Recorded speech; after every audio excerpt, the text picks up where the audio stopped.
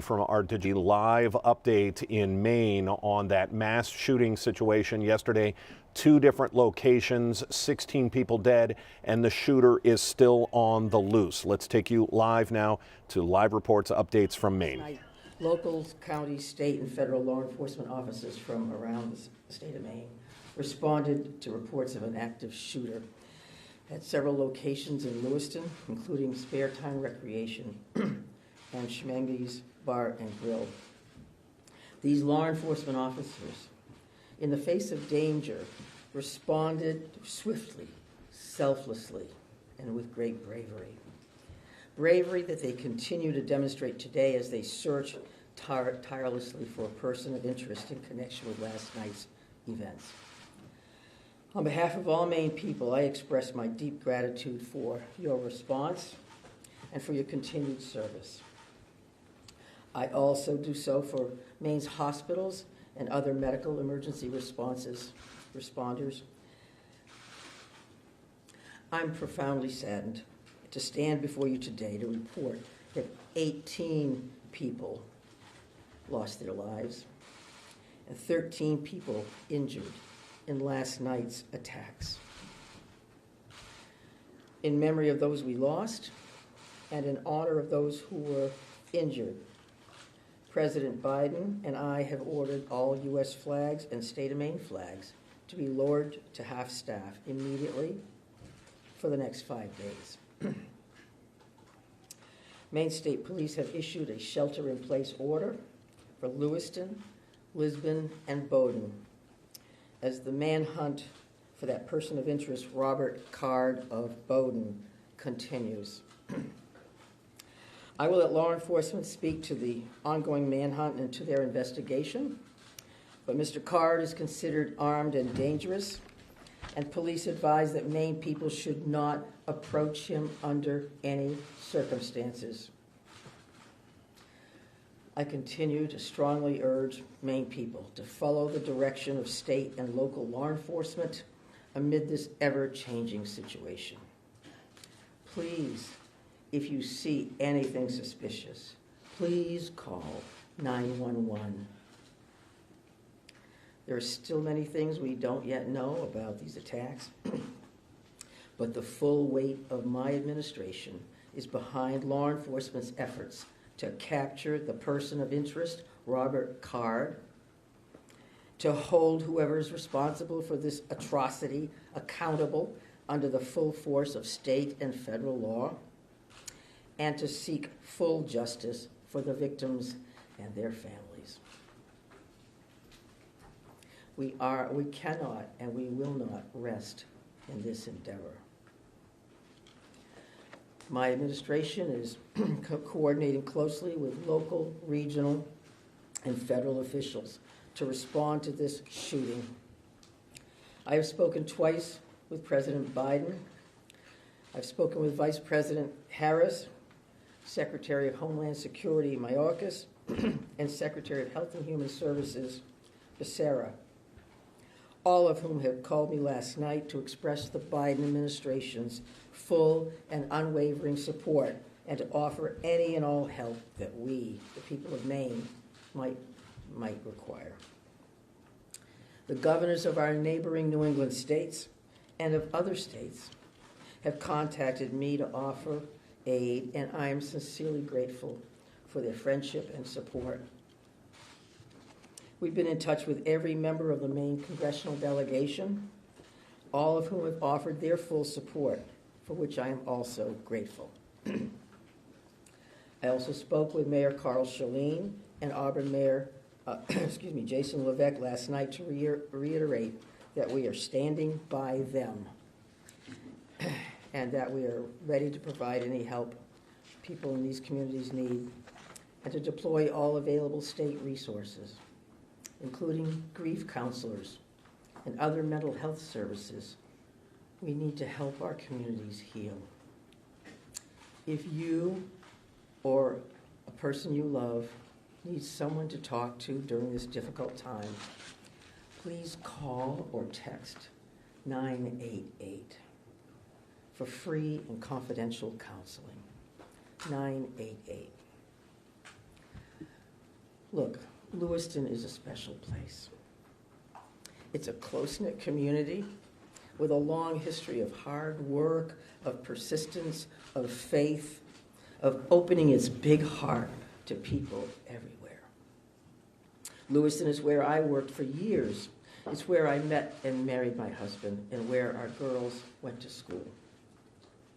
I love this place just as I love our whole state with my entire heart. I'm so deeply saddened, as is every one of the 1.3 million people of this beautiful state.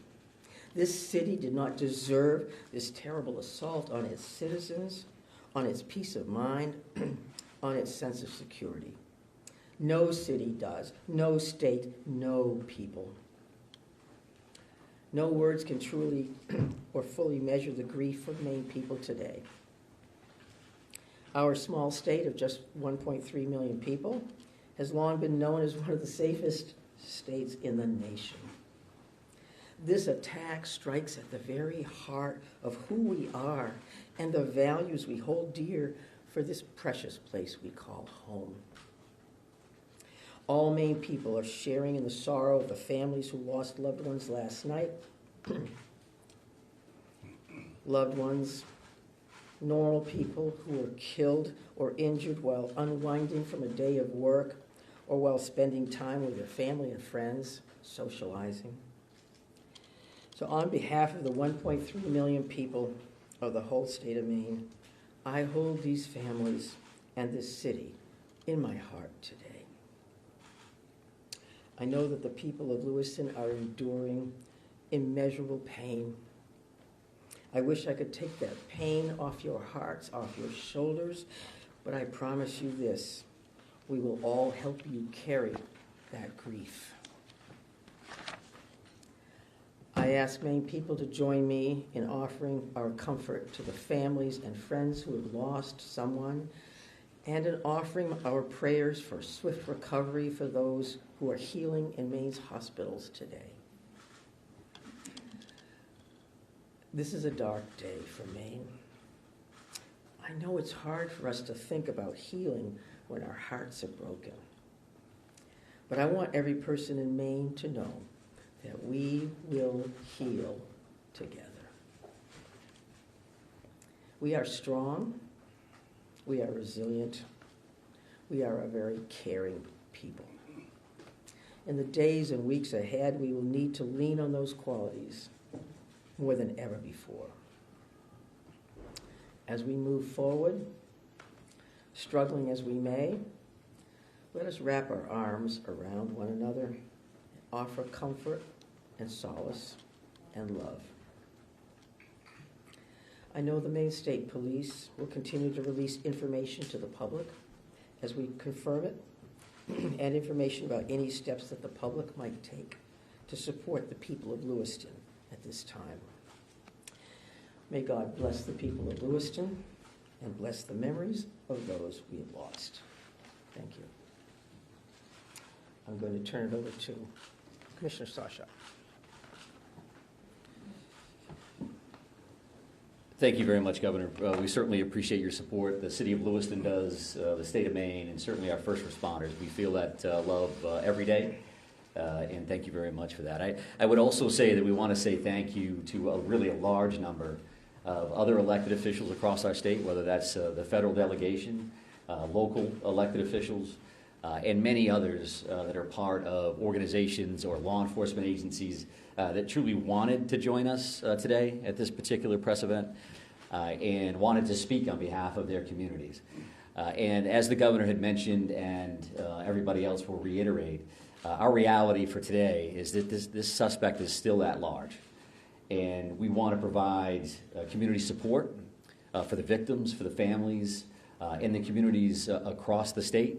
But we also have an incredibly strong laser-like focus on bringing this suspect into custody and ultimately to justice. So because of that mission for this particular event and today's activities, we're keeping the list of speakers and the agenda pretty tight. And that will include next up at the podium would be Chief Dave St. Pierre from the city of Lewiston. and some other members of his command staff are present. What I will say to the city of Lewiston, and you know this because you feel it every day, but you're lucky to have a chief like Chief St. Pierre and his entire law enforcement agency. From every level, those officers put their heart and their soul on the line on behalf of their community last night and into today. And they're doing it for the right reasons. They do it because they care. So the city of Lewiston and truly our co-responder family across the state of Maine is lucky to have Dave and his team in the mix with us. And we're also going to hear from Colonel William Ross from the Maine State Police. And Bill will highlight some of the timeline things that you're probably concerned about and certainly interested in from a story perspective. So the Colonel will come up and speak to that. And we'll also have Jody Cohen. And Jody is the special agent in charge for the FBI out of the Boston field office. And Jody will highlight some of those federal partnerships and some of the things that our federal partners are bringing to the table, bringing to bear to help us with this investigation. We also have a bunch of people here. Once you start naming people, you're going to have a problem because you're going to forget somebody or screw something up. But I would also tell you that a couple of our other federal partners are here. Kevin Neal, who was the U.S. Marshal for the District of Maine. We also have James Ferguson, and Jim is the special agent in charge from the ATF for the Boston Field Division. They are heavily invested with staff along with the FBI, and we can't thank them enough for all that they're doing on behalf of our state.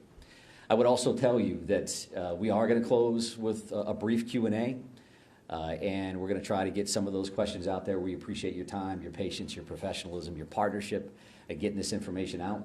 I would think that those questions are going to be brief because, again, we do have a suspect at large.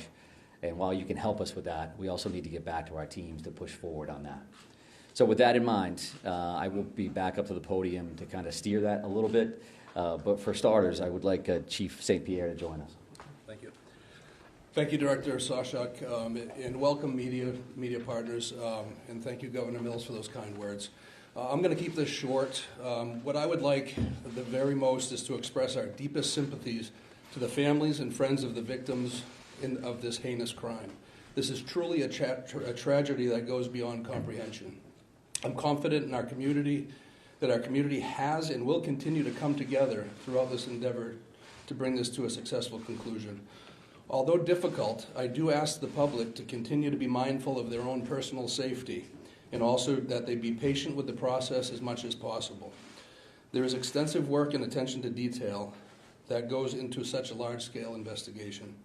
I'm confident in the expertise and professionalism of our investigators and all law enforcement officials that are currently involved. This is an all-hands-on-deck approach. We have a great deal of collaboration and resources that have been made available to us. There are far too many to name individually, but I think Director Sawchuk named quite a few appropriately. There are far too many, as I stated, but they are all appreciated more than you know. I want to thank all of our brave men and women of the Lewiston Police Department, Fire Department staff, medical personnel, first responders of any kind that came from far and wide and have come together and continue to work tirelessly in bringing the situation to an end. We hope to locate and hold the person accountable. I think you'll hear next from the state police, who is taking the lead in this investigation. Although that we are working hand in hand with them, I think Colonel Ross will be able to fill you in on a little bit more.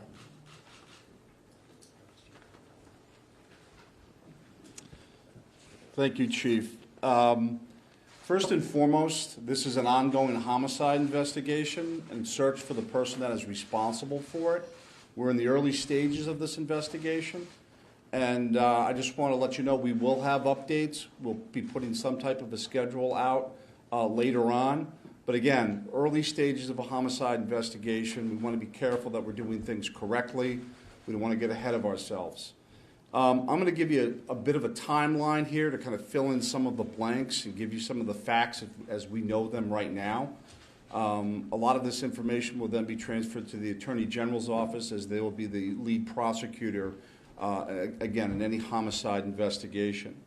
Last night, October 25th at approximately 6:56 p.m., the Auburn Communications Center received a 911 call of a male shooting in just-in-time, or the spare time recreation center in the town of Lewiston, located at 24 Mollison Way in Lewiston. Shortly after that, at about 7:08 p.m., the communications center received multiple 911 calls about an active shooter inside of a Schmenge's Billiards at 553 Lincoln Street in the town of Lewiston. A large law enforcement response from multiple surrounding agencies assisted the Lewiston Police Department in trying to identify who this individual was and what was happening. As you can imagine, this was a very fast-paced, fast-moving, very fluid scene, very dangerous scene that these guys and girls were going into. 18 people are now deceased at this time. The victims at the just-in-time establishment, 7 people are deceased there, 1 female and 6 males, all from an apparent gunshot wound. Victims at the Schmegle's Billiards, 8 are deceased. 7 males inside the establishment, 1 male outside of the establishment. Again, also apparent gunshot wounds. Multiple people were transferred to area hospitals, Central Maine Medical Center, St. Mary's, and Maine Medical Center.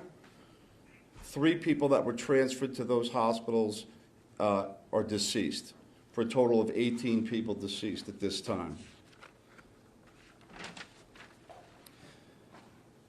The investigation into the person responsible for this identified a vehicle located at the Przebscott boat landing in Lisbon. That person, through the registration of that vehicle, was identified, it's been stated earlier, as a Robert Card, born in 1983. Several of the deceased have been identified, and their families, next of kin, have been notified. Approximately 8 people at this point have been identified. 10 people, 10 of these victims, still need to be identified at this time. Currently, there is an arrest warrant for 8 counts of murder for Mr. Card. And the reason it's 8 counts because 10 people have not yet been identified. As those people are identified, the counts will probably go to the total of 18. He should be considered armed and dangerous. Based on our investigation, we believe this is someone that should not be approached. This is someone that should be, if you come into any contact with this individual or someone that you think looks like this individual, you were to call 911, and I'll provide some tip line numbers at the conclusion of my briefing. The Lewiston Police Department, federal, state, county, and other local municipalities are involved in a coordinated search at this moment for this individual. So there's the ongoing investigation, and there's a search to apprehend this person. Both happen simultaneously. I can't stress this enough. This is an ongoing investigation in the early stages. More information will come out in conjunction with the Attorney General's office as the lead prosecutor.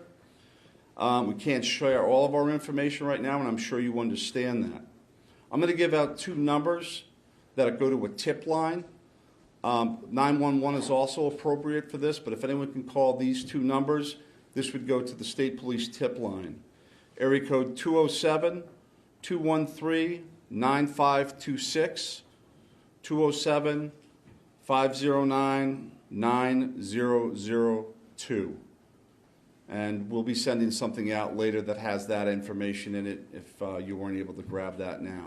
Again, this is a very fluid situation. We have a lot of resources, as Chief St. Pierre had mentioned earlier, that are on the ground in a coordinated effort to apprehend this individual. We've notified the Department of Education, and they have determined what they're going to do with the schools. A lot of schools, area schools, were shut down today based on our conversation with them. Again, as more information comes in, we'll be providing it to you. Thank you for your time. This is a very difficult time for, I think, the community of Lewiston, difficult time for obviously the victims' families. It's a tough time for law enforcement. It was a rough night last night, But we're committed to bringing, whoever's responsible this to justice. And again, we are currently looking for Mr. Card right now, someone that we'd like to apprehend. Thank you. Thank you, Colonel. And FBI Special Agent in Charge, Cohen, if you could join me, please.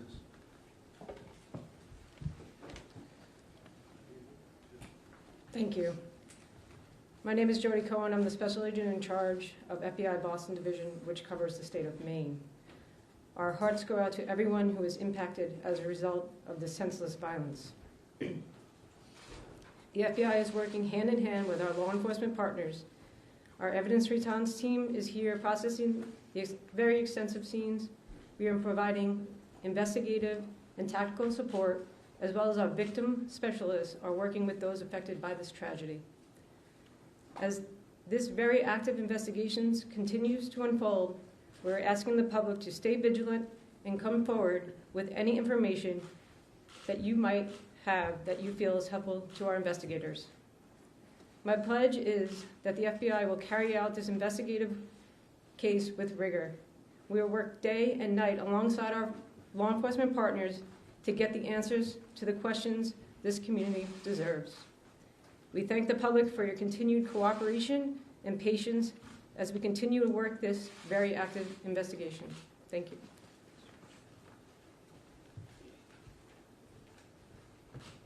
Appreciate that. And I would say that the reality here from a resource standpoint is that when we've asked for anything, the answer's been yes, period. Tactical teams, evidence response teams, full-blown investigative units, detective units that have come from multiple states, whether it's the commissioners from Vermont and New Hampshire reaching out to me directly, Massachusetts saying, what do you need, Mike? What can we do for the state of Maine? So we are now prepared to try to take a few questions. And keep in mind, again, that we may not be able to answer as in-depth as you would like, and we don't plan on taking a great deal of questions. I think follow-up press events will allow for that. Sir? So no one has really talked about the weapon that was used here, the AR itself, so hope someone can talk about that. But the other thing here is there are reports that this individual had mental health issues, that he made threats to shoot up the National Guard. So clearly there were some signs here that he was on someone's radar. The question becomes, why was he in possession of this weapon? And certainly, why wasn't he stopped sooner? Yeah, I think those are all valid questions, and certainly questions that we are looking into now, but not questions that we can answer today. Considering that this occurred last night, there's still an active search for the suspect in question. So I appreciate those questions, but not something we're going to be able to answer right now. Is it something that you're investigating and looking at? It is certainly one of those things that we want to follow up on, all aspects of that. Why does the Go ahead, right here. Yes. Can you give us a sense of the ages of who has died, how many are under 18 and how many are over 18? I'm not sure we have that information with us today. We wanted to break it down by gender because that's something we had readily available. We did not break this down into age ranges at all. Sir, what can you tell us? What can you tell us about the background of the suspect in this case, or I should say the person of interest, because I noticed the language is very clear. You're saying person of interest, not suspect. So why use that terminology, and what can you tell us about his background? Yeah, I think we used person of interest last night for half of the room that was here for that press event. As the Colonel had mentioned, there is now arrest warrants for murder for this particular individual, Mr. Card. So he is viewed as a suspect, and there is a full court press by all of our partners to bring him into custody. What was the second piece of that question? What can you tell us about his background? I wanted to ask a second ago about the idea that he had voiced concerns about his own mental health, right? Mm-hmm. Had been committed, according to language in the police bulletin, to a mental health facility for weeks. How could someone that fits that profile still be in possession of semi-automatic weapons? Well, I do think that the statutes around firearms and the possession of those are pretty complex. I know that we will be reviewing that information as we move forward, but that's not an answer that we're prepared to give today, because that leads to motive. You're talking about behavioral health issues and how that impacts this situation. I would expect you'll hear back from us on that in the future. Right here, sir. Yeah, I've got a question about, we've seen helicopters as far north as Monmouth. Can you tell us anything about what's leading you that far north of the scene where you come from? Yeah, sure. So we have law enforcement assets that are deployed over a number of communities doing follow-ups on a number of different things. So as you can imagine, there's a great deal of search warrants that we're following up on. We do have partners, that helicopters from the New Hampshire State Police. That copter was here last night to assist us as well. So whether we have tactical elements out or we're searching an area, some of those air assets would be very, very valuable for us. So that's what they're doing. That's leading you there. We're not going to speak to what brings us to a specific community one way or the other. Yes, ma'am. Right here. Identifying the unidentified victims, what are people encouraged to do? Is there DNA being, tested from family members who may have missing loved ones? Like, what's that approach right now? Yeah, so we did have a family a reunification center open last night. We do have behavioral health liaisons that are fully engaged to work with families and work with loved ones and work with victims, for that matter, that may be in the hospital and seeking treatment. So those things are actively occurring. We are dealing with each one of those situations separately. So do we need DNA on that? Are we just waiting to find a loved one? Some kind of family member that we can make a notification. I think that varies across the board. I'm going to take two more questions. I'm going to take two more. Right here. Yes, was there some sort of triggering event? Is that something that you're investigating? I think we're always concerned around motive. That you say triggering event, that's a motive for us. Again, that's not something we're prepared to discuss today, but I do appreciate the question. It's clearly something that's important. One additional follow-up from you. Can you help us understand why these locations, why this bar, why this bowling alley? Was he looking for someone? Was he looking for something? I think that does speak to motive, so I appreciate the follow-up, but not something we're going to be prepared to answer today. I'm going to have one more question. Right here, sir. Right here. Can you say, is cards, first off, to clarify, were the arrest warrants issued today? And can you say if the card is still in the state or even still alive? Well, we're actively searching for him. If I knew the answers to those questions, and this would be a different press conference, I would assume. So we don't know his location, and I'll leave it at that. And we are working with the Attorney General's office reference to those murder homicides. So with that in mind, we're done taking questions for now. So we are going to actually take off at this point. Thank you very much for being here. I appreciate that. Thank you, everybody. Dan DeRose with 19 News. As we see the press conference wrapped up in Maine, the search is on and continues for who is now being called the suspect, not just a person of interest. They are charging or will be charging with at least 10 counts. Once the others, the other 8 are identified, he will be charged with 18 counts of murder. Robert Card is the man they're looking for. We do know he has some military background, some training as far as firearms goes. So that's why there is this manhunt underway in Maine. They did find his vehicle. As you heard, it had been ditched in Lisbon. We're going to work on the very latest on this, sort of the timing. We know it started at about 6:56 last night, 2 different locations, one bowling alley, one billiard hall or bar, if you will. You had 7 people killed at the bowling alley, the Spare Time bowling alley, 1 female, 6 men. Then you had at the billiards hall, you had 7 men killed inside, 1 man killed outside, and then 3 people later died at the hospital after being transferred. We will work on updates throughout the afternoon. We expect to hear more. As you said, they're going to schedule these throughout the day, and there is a very intense manhunt underway for Robert Card. If we have any other breaking news, it'll be right here on our digital platforms. Our 11 o'clock news is underway on CW43, and then the very latest on our noon news on Channel 19. Until then, I'm Dan DeRose with 19 News Now. Have a good afternoon. 19 News is everywhere. Download our CTV apps and follow us on social media.